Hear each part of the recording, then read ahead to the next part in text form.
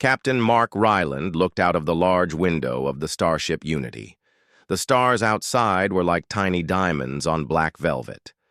The ship was not like any Earth ship. It was huge, smooth, and quiet.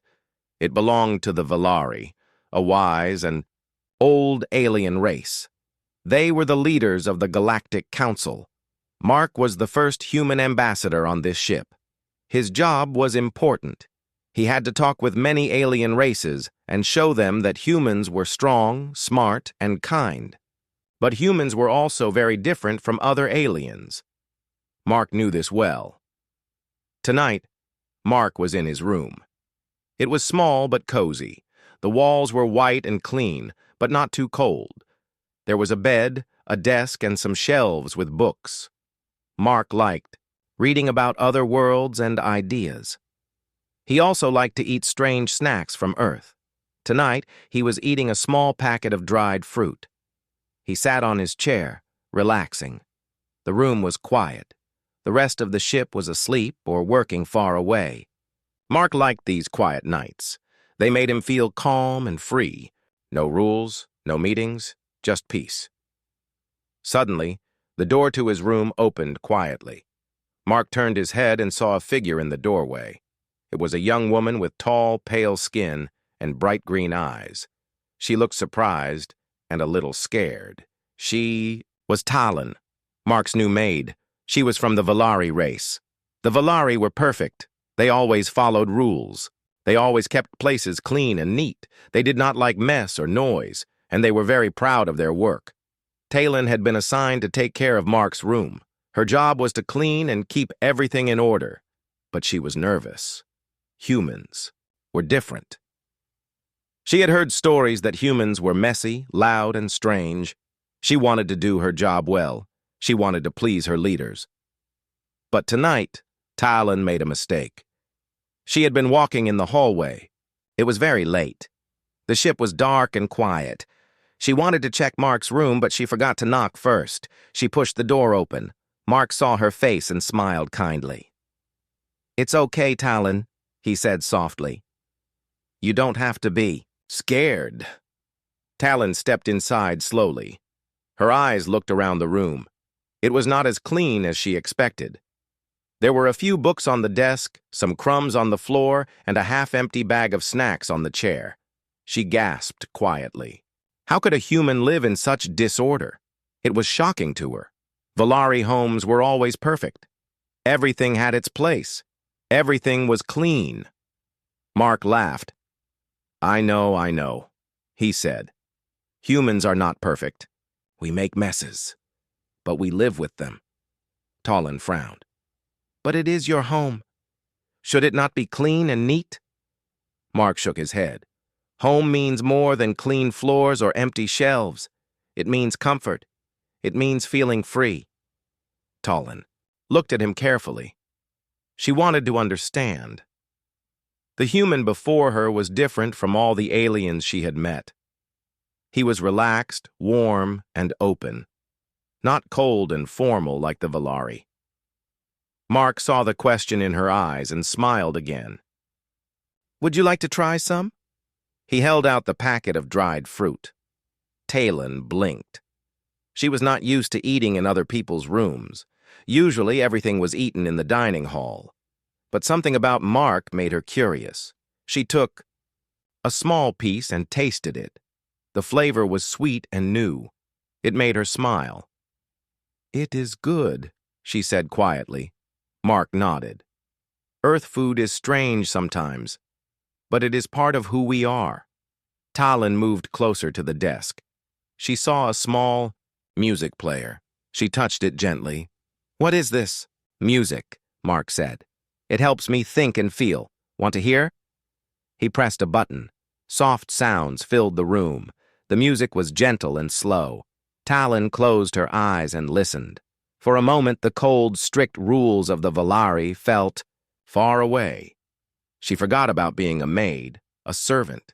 She just felt calm. When the music stopped, Talon opened her eyes. She looked at Mark with new respect. Humans are strange, she said, but also special. Mark smiled. Thank you, Talon. That means a lot. Suddenly, the ship's lights flickered briefly. The ship was old and sometimes gave small shocks like this. Talon jumped and some of the books fell off the desk. Oh no, she whispered, quickly bending down to pick them up. Mark helped her. They both laughed softly. For the first time, Talon felt she was not just a maid or a servant. She was someone important to this human. After a while, she said softly, I will come again tomorrow. I want to learn more about humans. Mark nodded. I will be here. Talon left the room carefully, closing the door behind her. She walked down the hall slowly. Her heart was full of new feelings. She was surprised by how much she liked this strange human and his messy little room. That night, she could not stop thinking about Mark, about his stories, his food, his music, about his kindness. She realized that humans were not what the Valari had told her. They were better. They were warm. They were home.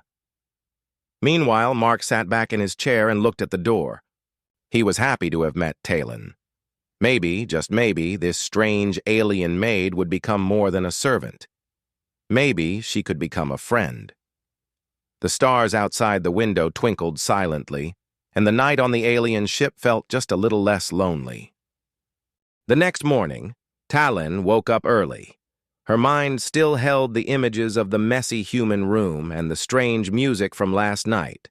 She was curious. She wanted to know more, but she also felt nervous. At the cleaning center, her supervisor reminded her again. Remember, no close contact with the human. Keep distance. Follow all rules. Talon nodded, but inside she wondered. Could she follow the rules and still learn about humans? She returned to the ambassador's quarters quietly. Mark was already up. He was sitting by the window drinking a hot earth drink called coffee. The smell was strong and bitter, but Mark liked it. Good morning, Talon, Mark said with a smile. Good morning, Captain Ryland, she replied, trying to sound formal. Mark laughed softly. You don't have to be so formal with me. We're alone here. Talon looked around nervously. I want to clean your room now. Mark shook his head. No need today.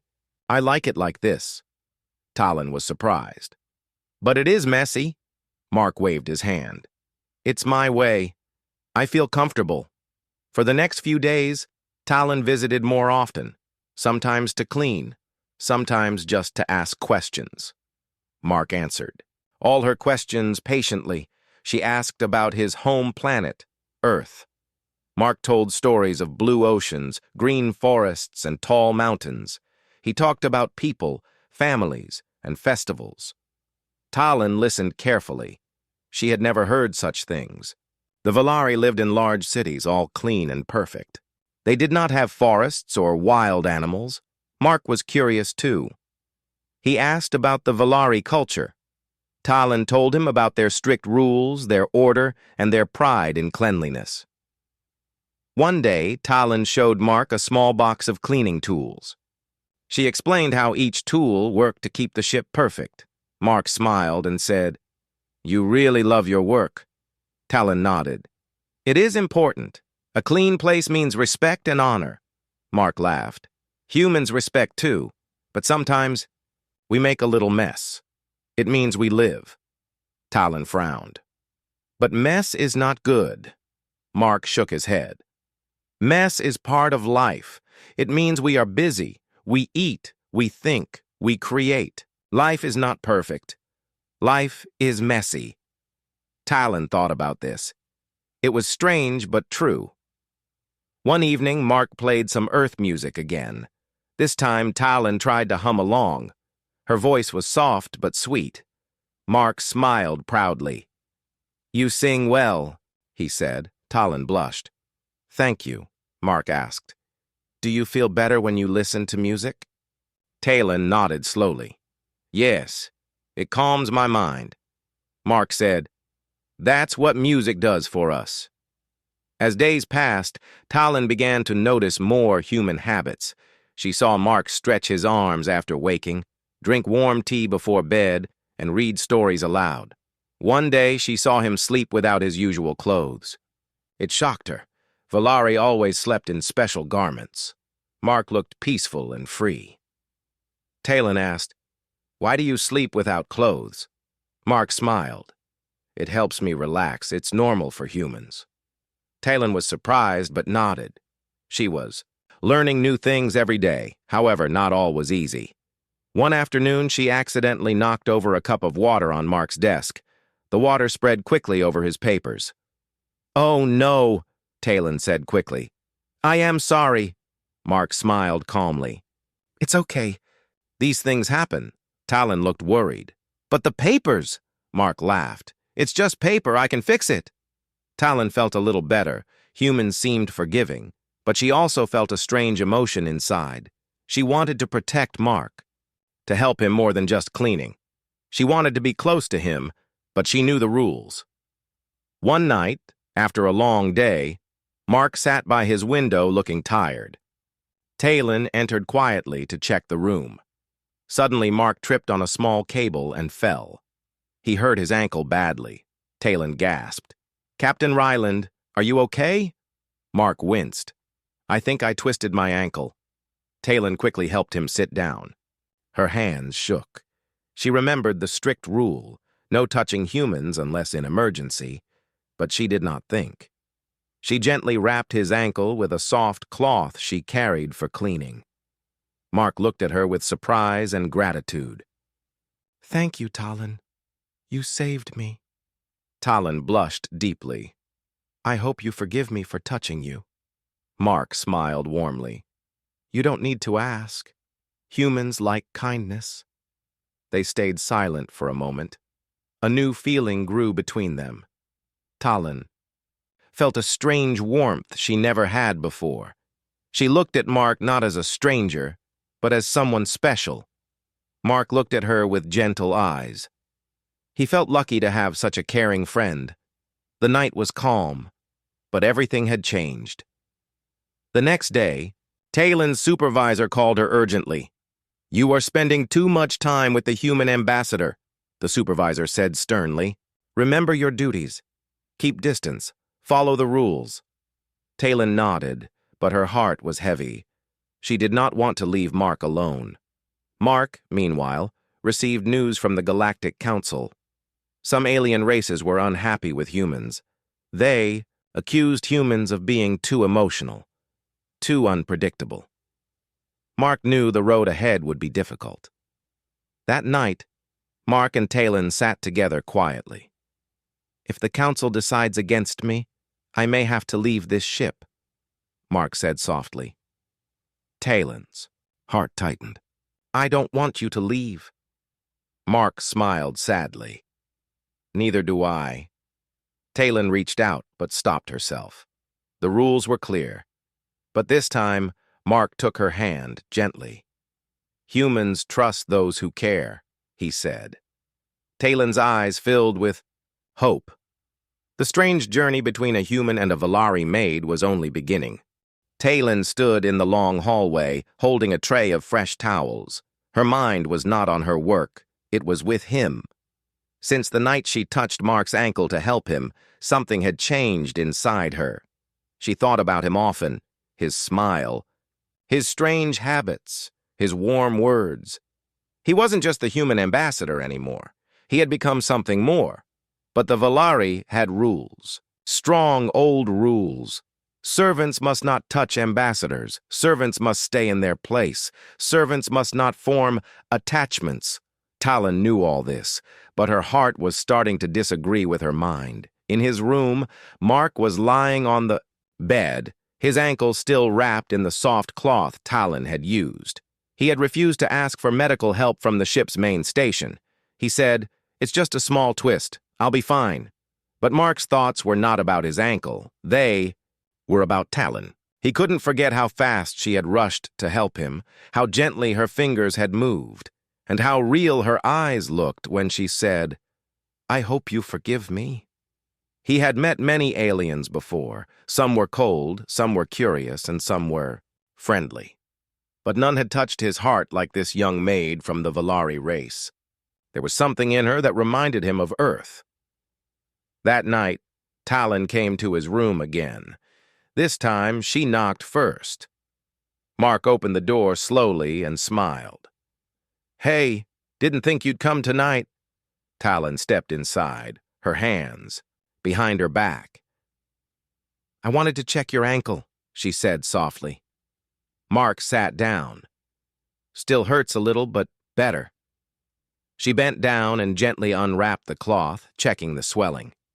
"You need more rest," she said. "You sound like my doctor," Mark joked. She smiled, but the smile didn't last long.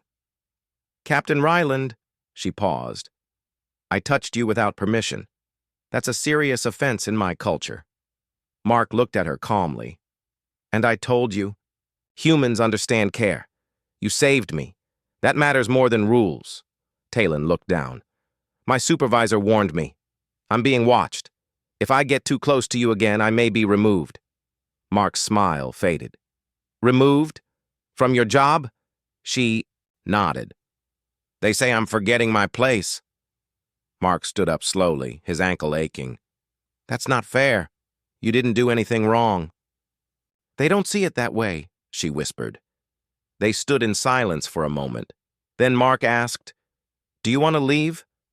Talon looked at him. "No." "Then stay," he said. She wanted to say yes. She really did. But before she could answer, a loud alarm began to sound across the ship. Beep, beep, beep. A red light flashed outside the room. A voice came from the overhead speaker. "Emergency on Deck 7 security breach. All units prepare for lockdown." Mark and Talon looked at each other. "Deck 7, that's near the lower refugee hold," Mark said. "Some alien traders are kept there temporarily." Talon looked worried. "There's tension between them. I heard rumors. They don't trust humans." Mark grabbed his uniform coat and limped toward the door. "I need to go. I'm still the ambassador."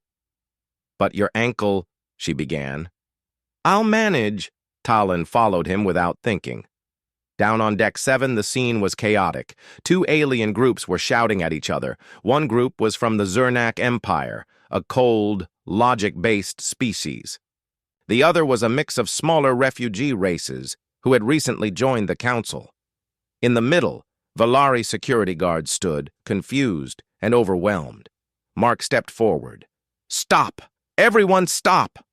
All eyes turned toward the human ambassador. One of the Zernak elders hissed, "This is your fault, human. You bring chaos with your emotions. We had peace before you came." A small refugee child cried out, hiding behind her mother. A heavy piece of cargo had fallen nearby during the shouting. Talon rushed to the child and pulled her to safety. The Zernak elder pointed. "Look! Even their servants break protocol. No order, no respect." Mark's voice rose. "Enough! You blame humans for emotions, but emotions are not weakness. They are strength. They help us care. They help us act." He pointed to Talon. "That Valari Maid didn't follow a rule. She followed her heart. She saved a child while you shouted words." The hall became quiet. Talon stood holding the little girl. Her heart beat fast. The elder sneered. "You speak of feelings as if they matter." Mark looked straight at him. "They do. Without them, what are we? Machines?" Slowly, the refugee crowd began to calm. Some nodded. Others helped pick up fallen crates. The guards began guiding people back to their quarters. Talon walked over to Mark and stood beside him. The Zernak elder said one last time, "This isn't over, human." Mark answered calmly, "It never is." Later that night, the ship was quiet again. Mark sat with an ice pack on his ankle while Talon made him tea. "You were brave today," she said softly. He smiled. "So were you." "I touched a child in front of the council watchers," she said nervously. "And you saved her life. I might be removed tomorrow." Mark looked at her for a long moment. "If they try," he said slowly, "I'll fight it. I'll speak to the council myself." Talon looked at him, her green eyes wide. "You'd do that?" He nodded. "You've been more than a servant to me.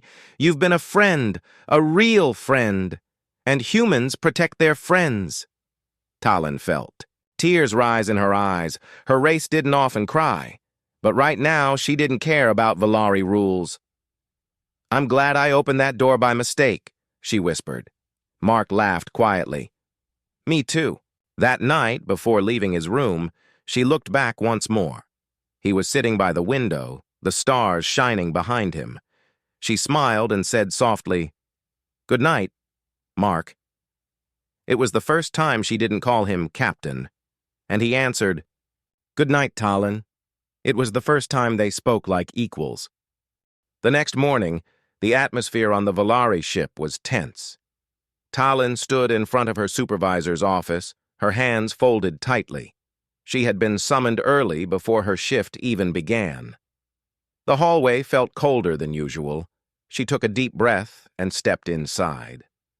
Her supervisor, High Steward Valora, looked up from a tablet and narrowed her eyes. "You were seen touching the human again," Valora said, voice flat. Talon kept her head down. "There was an emergency. A child—" Valora raised her hand. "I watched the footage. I saw what happened. You acted out of instinct. And yet, you still broke 2 council guidelines." Talon's heart sank. "I only wanted to help." "The council does not care about feelings," Valora said sharply. "They care about structure, about balance. And now, some elders are questioning the Valari for letting you serve a human." There was silence. Valora then added, "You are suspended from duty until the final decision is made."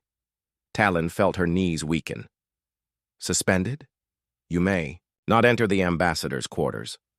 You may not speak to him," Valora said. "Do you understand?"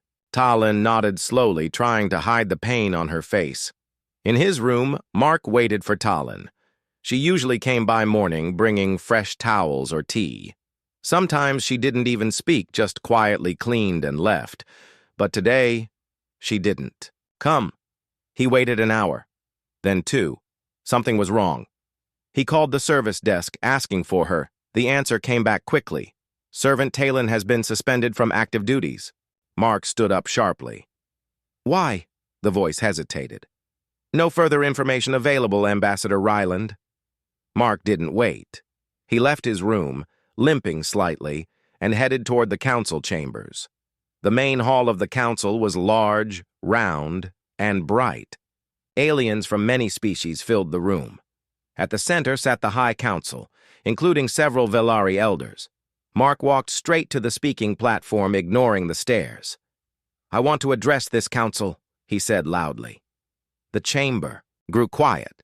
One elder, a tall, blue-scaled creature from the Tortha system, replied, "You may speak, human ambassador." Mark took a deep breath. "I know some of you don't trust humans. I know you think we're wild, emotional, and difficult to control, but I'm here to say this. Those emotions you fear, they're not weaknesses. They're strengths." He looked around the room. "One of your own, Talon of Valari, helped me when I was injured. She broke your rule, yes, but she saved me. She acted with kindness and courage. She also saved a child during a crisis," Mark added. "And now she's being punished for it?" Several council members shifted uncomfortably. Mark pointed at them. "We're trying to build peace, trust, unity. And you punish someone for showing care?" One of the Valari elders stood. "Your words are strong, Ambassador, but rules keep us united. If everyone breaks them, we have chaos." Mark replied calmly, "Then maybe the rules need to change." The room fell silent again. Later that evening, Mark returned to his room. Still no Talon. He sat by the window, angry and tired. He missed her quiet presence, her questions, her curious eyes. He turned on music, hoping it would help, but it only reminded him of the night she had hummed along. Suddenly, a soft knock. Mark jumped up and opened the door. Talon stood there, eyes full of worry. "I shouldn't be here," she whispered. "I'm glad you are," Mark said, stepping aside. She entered quickly, glancing over her shoulder. I'm not allowed to speak to you, she said. But after what you said to the council, I had to come. Mark looked confused. You heard?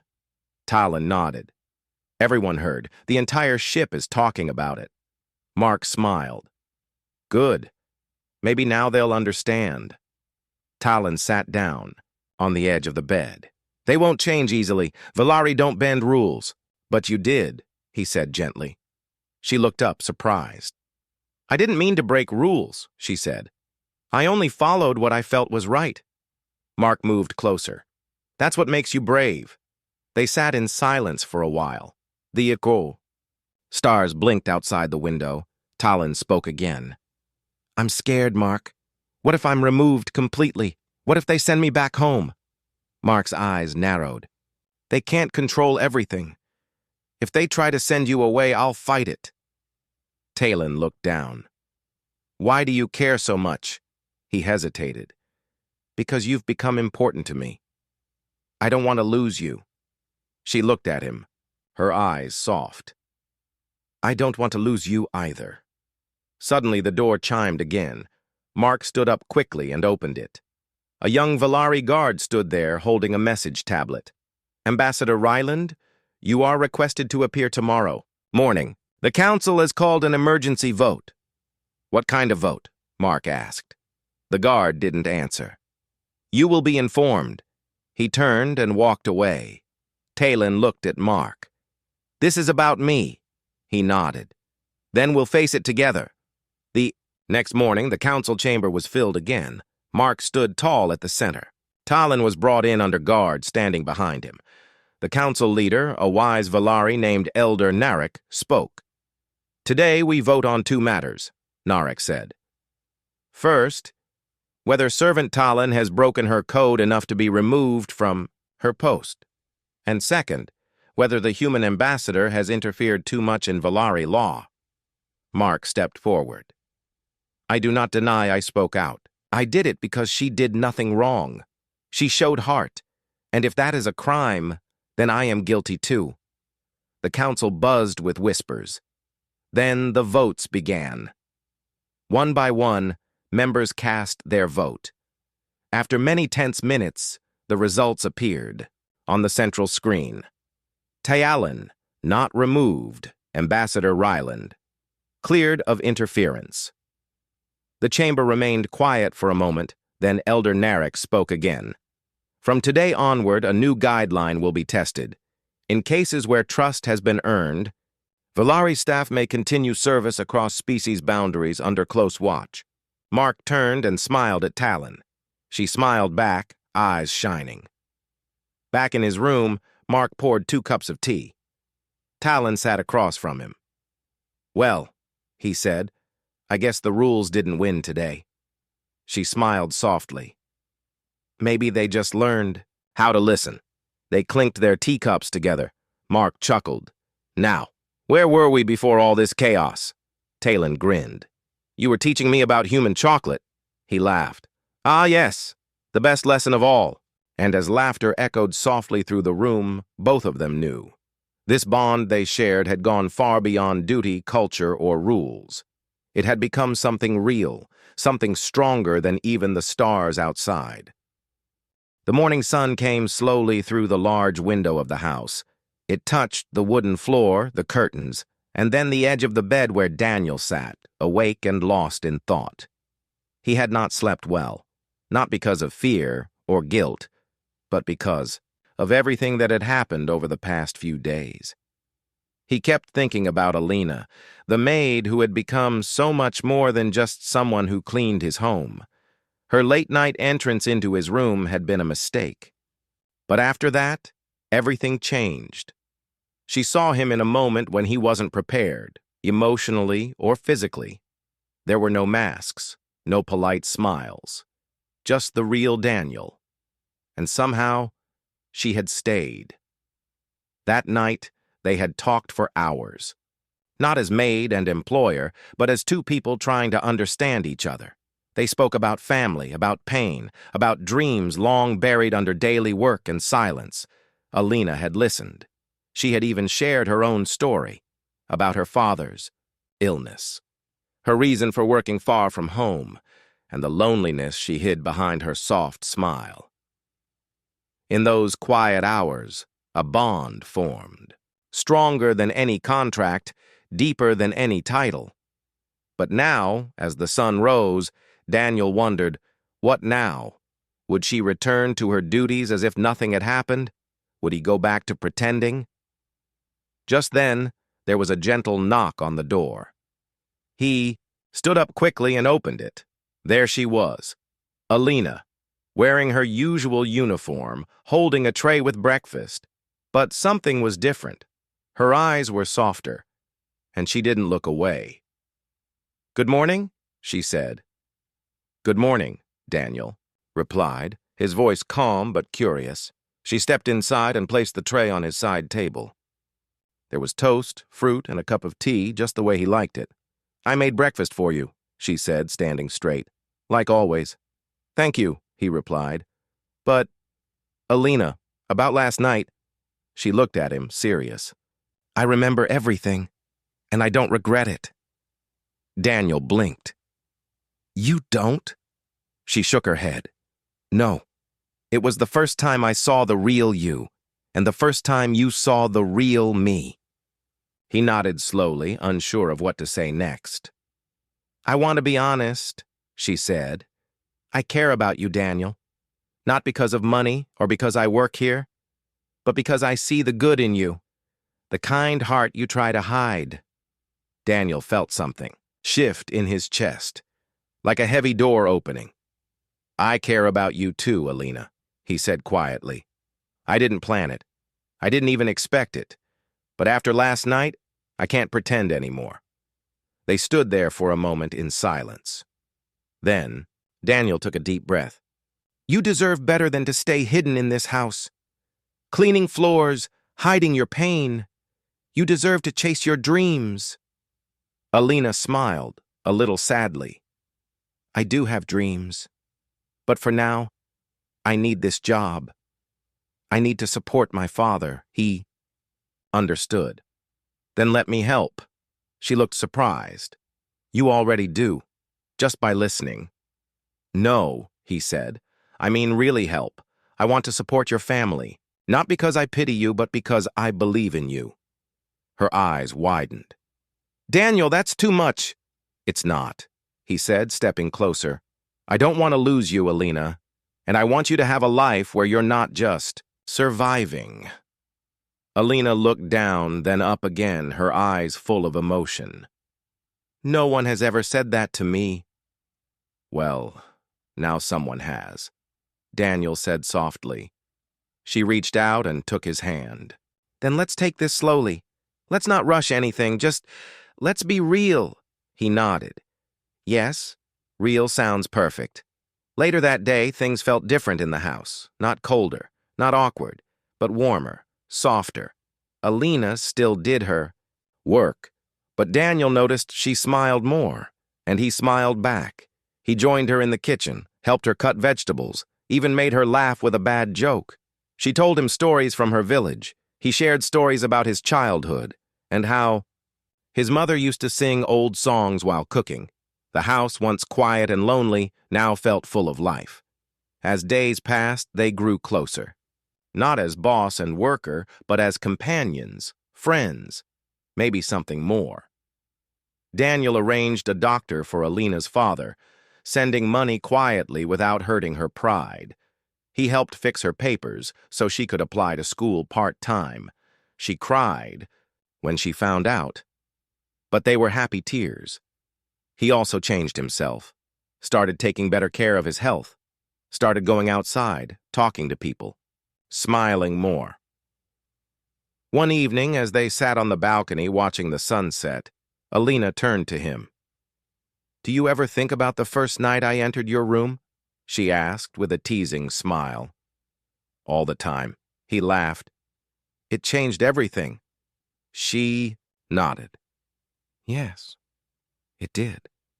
Daniel looked at her, his voice serious now. "Would you change it if you could?" She thought for a moment. No, because that night, I found something I never expected. Someone who saw me for who I am. He reached for her hand again, and I found someone who made me want to be better. They sat there side by side in the golden light of the setting sun. Two people who met by mistake, but stayed by choice.